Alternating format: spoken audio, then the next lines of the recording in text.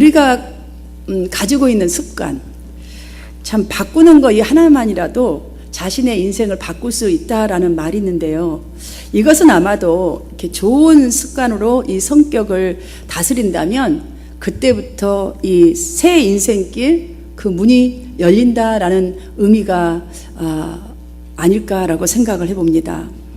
사실 우리가 알아야 될 게 한 가지 있어요. 각 사람은 결점이 그리 많지 않대요. 여러분 생각에는 굉장히 단점이 많고 장점은 별로 없다라고 생각하고 우리 살아가잖아요. 그렇지 않답니다.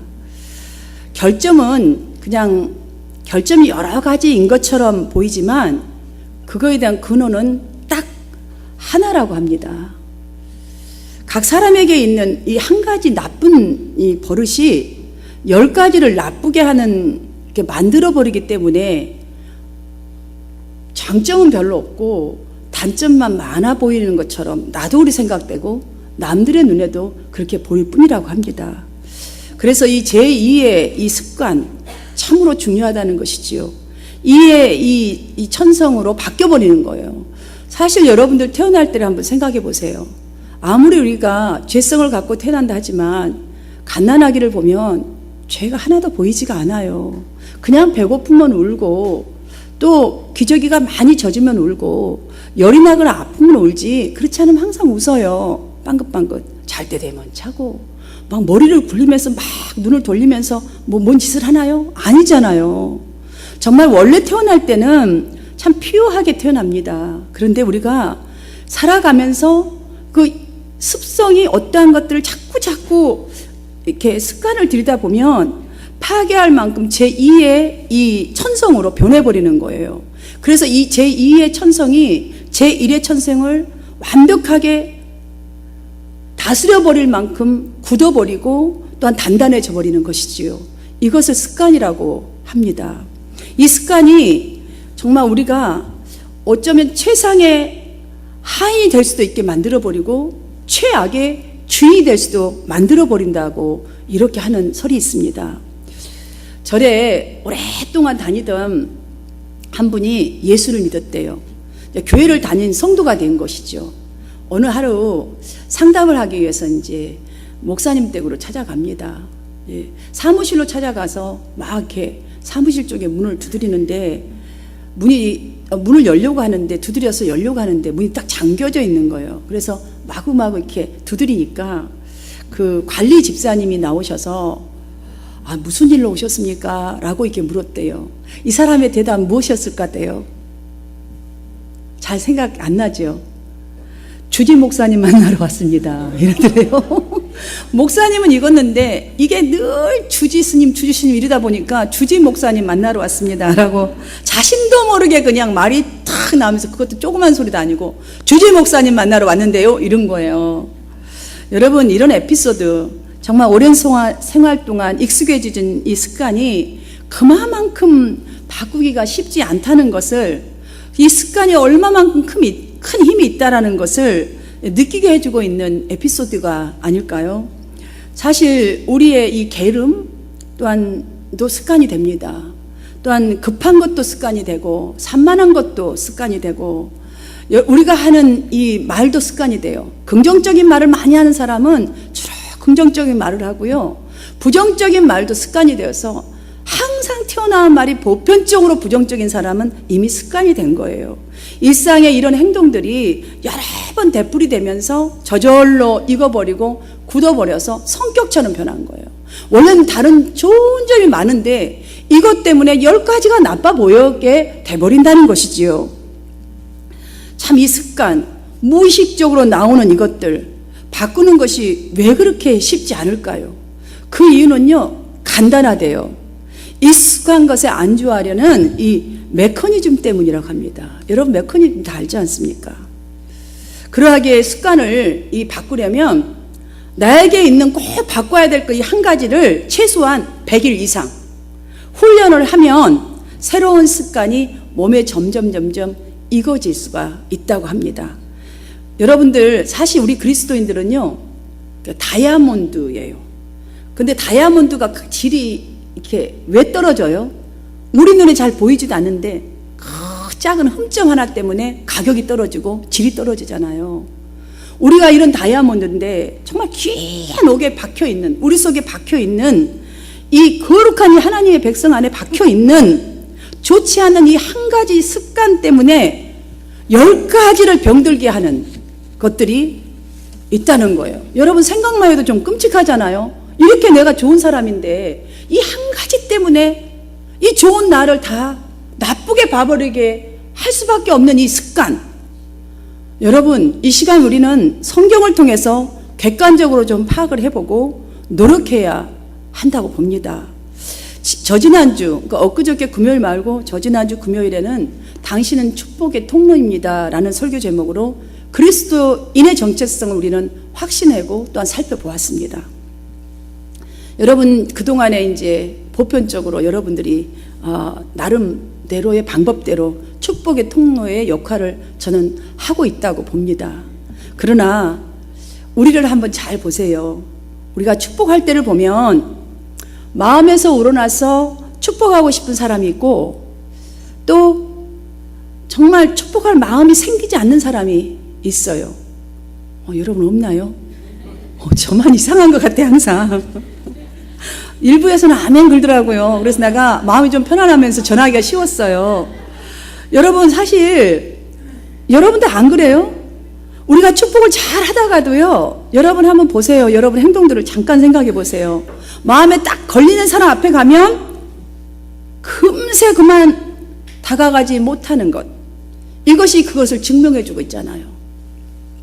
그런데 예수님은 우리에게 이렇게 말합니다. 이렇게 가르쳐 주셨습니다. 합당하거나 합당치 않거나 개의치 말고 기꺼이 축복하라 라고 가르쳐 주셨습니다. 와우, 정말 잘 안 되는 우리로서는 개의치 않고 축복한다. 이게 어떻게 가능할까요? 그렇다면 참 마음 같지 않게 마음은 딱 먹었는데 별로 축복하고 싶지 않은 사람 앞으로 가면 그저 그냥 멈추고 살그마니 돌아서는 나를 어떻게 가능하게 만들어 줄까요? 여러분 사실 우리는 주님 나를 도와주시옵소서, 성령님 저가 약해서요, 저를 성령님이 도와주셔야만 할 수 있다는 말을 참 잘 사용합니다. 근데 이럴 때 좀 사용하지 않았으면 좋겠어요. 성령님이 도와주셨거든요. 하라 했잖아요. 도와주신다고. 근데 안 하는 게 누구예요? 나예요. 근데 우리는 내가 하나님이 돕지 않아서 마치 안 하는 것처럼 우리는 성경을 거기다 들이댑니다. 여러분 사실 다 도와주시고 계시고요, 하라고 하셨잖아요. 기꺼이 개의치 말고 하라. 그러면 축복의 사람이 되고 내가 축복하리라고 임해 주셨잖아요. 간단한 거예요. 사실은 그냥 축복하는 습관을 기르면 돼요. 그냥 성경 말씀 들이대면서 그러니까 자꾸 안 되니까 축복하는 습관을 들이면 가능하다는 것이죠. 제가 그래서 기꺼이 축복하는 이 거룩한 습관을 저와 여러분이 갖게 되기를 위해서 정말 우리가 그리스도인들이 늘 하나님의 말씀을 듣던 배우던 그 말씀을 내 자신에게 비추어서 우리가 삶을 살아가는 것이 우리 아닙니까? 그리스도인들의 삶입니다. 세상 사람들은 그렇지 않아요. 자기의 생각, 자기의 계획대로 살아가면 되는 거예요. 근데 우리는 내 생각, 내 계획보다는 하나님의 말씀을 쫓아서 아름다운 그 거룩한 성품을 따라서 사는 것이 그리스도인의 천국 백성의 삶입니다. 그래서 성도라고 부릅니다. 그리스도인이라고 부르지요. 예수님처럼 그렇게 살아가야 한다는 것이지요. 그러하기에 듣던 이 배우던 하나님의 말씀을 만약에 우리가 머리에만 담기만 하고 행동으로 옮기지 못한다면 옛날의 습관은 절대로 다스릴 수가 없습니다. 우리가 이 사실을 알아야 합니다. 교회 오래 다녀도 소용없습니다. 말씀을 담기만 하고 듣기만 하고 여기다 있다면 절대로 여러분의 생각, 이런 모든 습관 다실 수가 없어요. 행동으로 옮길 때에 가능합니다. 왜냐하면 많이 아는 것만으로는 옛 습관이 우리 인생을 여전히 지배하고 있기 때문이에요. 여전히 지배할 수밖에 없어요.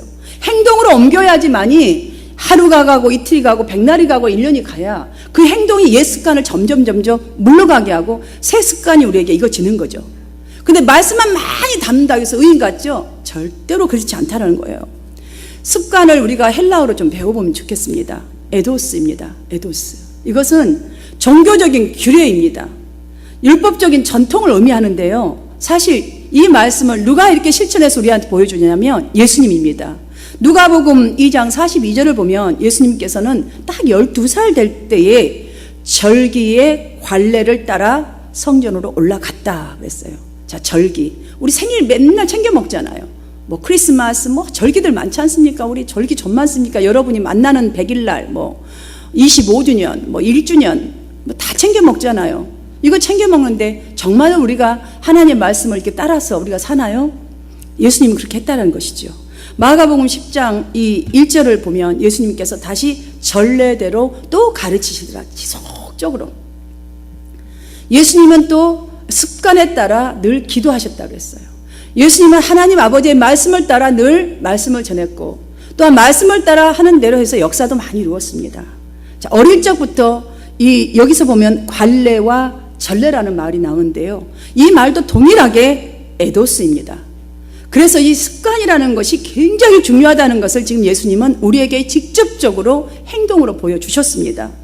어릴 때부터 절기를 지키는 습관을 따라 하나님의 말씀을 전하는 습관을 따라 무릎을 꿇고 기도하는 습관을 따라 아버지의 말씀을 따라 순종하는 것도 습관을 따라 자, 이 모든 말씀을 한번 보십시오. 예수님을 보면 저와 여러분도 거룩한 습관을 가지고 하루하루 살아가다 보면 거룩한 사람이 될 수 있다는 것이 확실해지지 않습니까? 우리도 충분히 할 수 있습니다. 정말 이러한 면에서 제가 여러분에게 한 가지 질문하면서 그 다음 말씀으로 넘어가는 게 참 좋을 것 같아요. 이런 이제 이렇게 보고서가 있는데요. 그리스도인들에 대해서 세상 사람이 생각하고 있는 것, 죄악들을 한번 알아보기 위해서 길을 가는 사람, 세상 사람 교회 다니십니까? 아니요 하는 사람이 물어봤더니 그리스도인들이 가장 많이 짓는 죄악이 무엇인가? 라는 질문을 해왔을 때에 그들이 어떤 것을 가장 많이 말을 했을까요? 너무 많겠지만 여러분 한번 답을 한번 해보세요. 뭘 것 같아요? 너무 많아서 할 말이 없으십니까? 예. 여러분들이 아마 어쩌면 전혀 예상치 않는 말일 수도 있어요. 대답일 수도. 이것이라고 말합니다. 나 아닌 다른 사람, 상대를 항상 저 사람은 이래서 나빠, 이 사람은 이래서 나빠, 나쁘다, 나쁘다, 나쁘다로 판단하는 것이 그리스도인들이 제일 많이 짓는 죄악이라고 합니다. 저는 여기에 공감합니다. 제가 이렇게 목회를 하면서 봐도 별것도 아닌데 이래서 나쁘고 저래서 나쁘고 이래서 시험 들고 저래서 시험 들고 참 많아요. 정말 그리스도인들이 여기에 나부터서가 다 속해 있다라는 생각이 들어요. 그런데 오늘 성경에서도 바울은 이 데살로니가 교회를 향하여서 우리의 소망이나 기쁨이나 자랑의 면류관이 무엇이냐라고 질문을 던지고 있습니다. 이들은 분명히 잘 산 것 같습니다. 왜냐하면 그리고 그들에게 이렇게 말해줍니다. 20절 말씀을 함께 읽도록 하겠습니다. 20절 말씀 시작. 너희는 우리의 영광이요 기쁨이니라.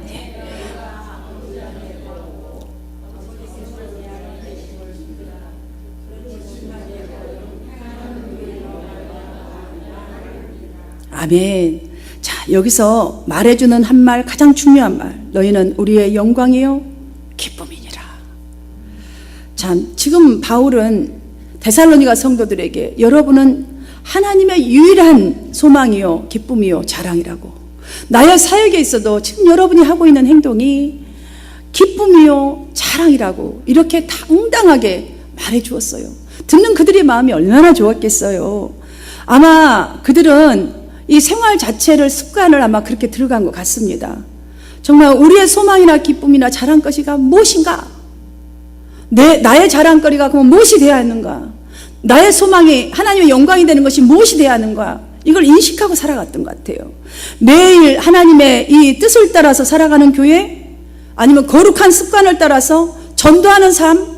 여러분, 전도하는 삶은요 거룩한 습관에 따라 살지 않으면 전도할 수 없어요. 안 됩니다. 이런 성도는 분명히 하나님의 기쁨이요 또한 하나님의 영광입니다. 사역자들이 가장 아마 바라고 기도하고 소망하는 것이 이 부분일 거라 봅니다. 그래서 하나님이 세워두셨고요. 우리 한마음 성도님 한 분 한 분이 우리 한마음 교회가 하나님의 기쁨이요 영광이 되어지는 이 방법을 정말 우리가 잘 지키기 위해서는 믿음을 잘 지키는 것이에요. 또 한 가지 있습니다. 우리의 입술과 행동에 거룩한 습관을 정말 기르는 것이에요. 그 다음으로 받은 은혜를 유지하여서 악한 꾀임에 빠지지 않도록 주의하는 거예요. 다음으로 죄인들과 함께 서지 않는 것이에요. 그리고 다음으로 오만한 사람들이 앉아있는 곳에 함께 앉아있지 않는 거예요. 하나님의 복은요, 왜냐하면 교회를 통해서 흘러나오고 또한 여러분을 통해서 세상 밖으로 흘러보내지기 때문입니다. 그래서 우리는 이것을 진정으로 주의해야 하는 것들입니다. 여러분들 이 주보 순서를 한번 보십시오. 주보 순서 전부 다 보십시오. 드리는 순서가 먼저입니다. 드리는 순서로 시작하고 있지 않습니까? 하나님께 우리의 몸과 이 손짓과 마음을 다해서 찬송을 올려드립니다. 또 기도를 드립니다. 헌물을 드립니다. 순종과 헌신의 결단을 또 드립니다. 그럼 하나님은 우리에게 주시는 게 없었나요? 우리가 드리기만 하고 끝납니까? 여러분 축도를 보십시오. 말씀을 보십시오. 하나님께서는 예배를 통해서 우리 각자에게 은혜와 축복을 주십니다. 목사의 설교를 통해서 은혜를 깨닫게 해주시고 또한 기도를 통해서 문제에 대한 해답을 주십니다. 기다려라, 아니면 더 기도하라, 인내하라, 다 응답 주십니다. 찬송을 통해서 우리가 열심히, 그래서 일찍 나와서 좀 찬송 좀 하라는 거예요. 찬송을 통해서 내 컬컬한 마음이, 죄악들이, 어두움들이 밖으로 몰아내 주십니다. 내일 이루실 하나님의 이 소망을 우리 중심에 부어주시는 시간입니다. 이것보다 더한 축복이 어디가 있겠습니까? 여러분은 지금 그 자리에 와 있는 것을 믿으시기를 바랍니다. 사랑하는 여러분, 그러므로 우리는 교회를 내 집처럼 사랑하고 하나님을 내 생명보다 더 사랑하는 습관을 길러야 하는 거예요. 왜냐하면 내가 드려지는 이것들이 축복으로 돌아오는 것이기 때문이지요. 그가 누구든 개의치 말고 만나는 형제 자매들에게 축복하는 습관을 기르는 거예요. 교회가 맡겨진 사명에 충성하고 헌신하는 습관을 길러야 하는 거예요. 오늘날 되어지지 않아요. 많은 미스테이크를 통해서 우리가 해보다 보면요, 다 미스테이크를 먼저 하는 거예요. 애기들을 보면 우리가 다 정확하게 알 수 있지 않습니까? 아가들이 태어나면 딱 시간 되면 탁 없습니까? 무거운 거 탁 듭니까? 아니에요. 넘어지고 혹도 나보고 피도 나보고 아프기도 하고 우리 다 그렇게 자라가는 거예요. 목사가 됐다고 한 날 여러분이 기대하는 저를 기대하지 마세요. 하나님을 기대하세요. 저를 위해서는 기도해 주는 거예요. 정말 사랑하는 습관을 그냥 길러주는 거죠. 저도 여러분에게 그렇게 하는 거예요. 우리는 돼 있는 게 아닙니다. 하나님께서 하는 축복을 그래야 우리를 통해서 흘러 넘치게 하실 것입니다. 성경에 이 기록된 수많은 믿음의 선진들이 바로 이 하나님의 축복을 증명해 주고 있지 않습니까? 그들의 환경을 한번 보십시오. 그들의 믿음을 한번 보십시오.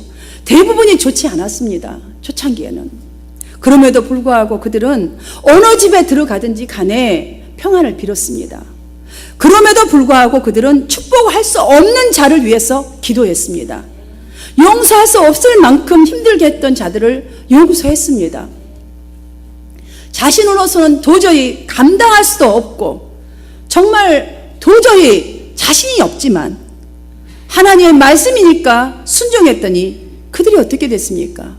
정말 우리가 배워야 할 복받은 믿음의 선진으로 기록되어 있지 않습니까? 그러니 축복하는 사람의 인생은 당연하게 아름다울 수밖에 없고 축복의 인생이 될 수밖에 없다는 것을 우리는 배울 수가 있습니다. 우리는 언제일지 모릅니다. 분명히 주님 앞에 서야 할 그리스도인입니다. 그렇다면 우리는 무엇을 가장 먼저 습관을 들여야 하겠습니까? 우리 모두는 하나님께서 주신 개성과 성격들이 있습니다. 다 틀릴 수 있습니다. 그러나 한 가지는 우리가 꼭 먼저 내가 어떤 습관을 고쳐야 하는가? 저는 여러분하고 오늘 이 말씀을 통해서 생각해 보고자 하는 것은 첫 번째로 축복의 언어를 사용하는 것입니다. 축복의 언어 사용. 요즘 인터넷이 발달하여서 사실 많은 새로운 것들이 막 속속 등장해요. 그 중에 하나가 지금 언어를 말하다 보니까 이렇게 댓글을 저는 여러분과 쉐어하고 싶습니다. 그런데 이 댓글을 보면 좋은 언어보다 악의적인 언어가 참으로 많습니다. 이것들을 우리는 뭐라고 말하죠? 악플이라고 하지요. 그런데 이 악플의 대상이 주로 누구인가요? 여러분입니까? 여러분 누가 막 악플 달아놓은 거 한 번도 못 보셨죠?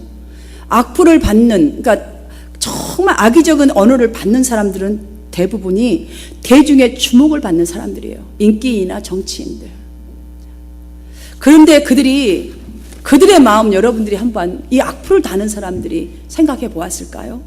그 악플로 마음에 고생하다가 결국 자살까지 하는 사람들까지 속출하고 있지 않습니까? 그러니 이 말 한마디, 축복의 말이 얼마나 사람을 살리는지를 우리는 알 수 있을 것입니다. 성경은 그리스도인들에게 이렇게 권면합니다. 너희를 박해하는 자를 축복하라. 축복하고 저주하지 말라. 왜 이렇게 그리스도인들에게 이런 권면을 해주셨을까요? 세상에서 구별된 삶을 살아야 할 하나님의 사람, 성도이기 때문입니다. 우리는 천국 백성이기 때문입니다. 천국의 복을 이 땅에 심어야 할 사람이기 때문입니다. 어디서나 축복의 언어를 사용함으로써 구별되는 여러분 되시기를 주님의 이름으로 축복합니다. 두 번째로는 그 이웃이 누구든 모두 전도 대상으로 삼고 축복하는 거예요. 축복 기도하는 거예요. 여러분 전도를 잘하는 습관에서 빼놓을 수 없는 것이 있어요. 축복 기도인 것 같아요. 축복하는 것, 축복 기도, 또한 축복하는 삶. 남을 축복하는 이 기도 생활은요, 또한 남을 축복하는 이런 삶은 사실 자신의 인격 또한 예수 그리스도를 닮아가게 합니다. 저절로 닮아가게 하는 지름길입니다. 신구약의 또 믿음의 선진들을 보면 그들은 마지막에 또한 중간중간에 아들에게 아니면 백성들에게 또한 성도들에게 하나님께서 지켜주시기를 원하노라, 은혜 주시기를 원하노라, 평강 주시기를 원하노라 라고 축복합니다. 대부분이 다 제사장들이죠. 이 제사장들은 하나님께서 자신의 이 축복 기도에 응답하셔서 복을 내릴 것이라는 확신 가운데서 하나님의 이 약속을 후손과 백성들에게, 이웃들에게 심었습니다. 남겨주었습니다. 그렇다면 오늘날 우리는 누구입니까? 우리 그리스도인들은 예수 그리스도로부터 제사장이라는 이 사명을 받고 세상으로 파송된 자들입니다. 이 사명은요, 얼마만큼 믿음을 갖추었는가, 얼마만큼 물질을 갖추었는가, 얼마만큼 성공했는가 아무 상관이 없습니다. 여러분이 고개만 딱 들 수 있고요. 또한 상대방의 얼굴을 보면서 웃을 수 있고, 미소 지을 수 있고, 미소를 띄울 수 있다면 축복해야 할 사람인 것을 믿으시기를 바랍니다. 여러분들이 하나님의 여러분 중심 속에 감사하는 마음이야. 하나님의 은혜에 감사한 마음이 조금이라도 있다면 다른 사람의 손을 잡아줄 수 있고, 또한 힘들어할 때에 그 어깨에 손 한번 올려줄 수 있고 다독일 수 있는 그런 사람이라는 것을 절대로 잊지 마시길 바랍니다. 제사장의 역할이 큰 게 아닙니다. 이런 것들입니다. 하나님 아버지께서 자녀인 우리에게 기대하시는 이 사고방식 어떤 것이라고 여러분은 생각하십니까? 하나님 아버지의 축복을 우리는 이미 받은 이 축복을 우리가 통로가 되어서 살아가는 이 사고방식을 원하는 거 아니겠어요?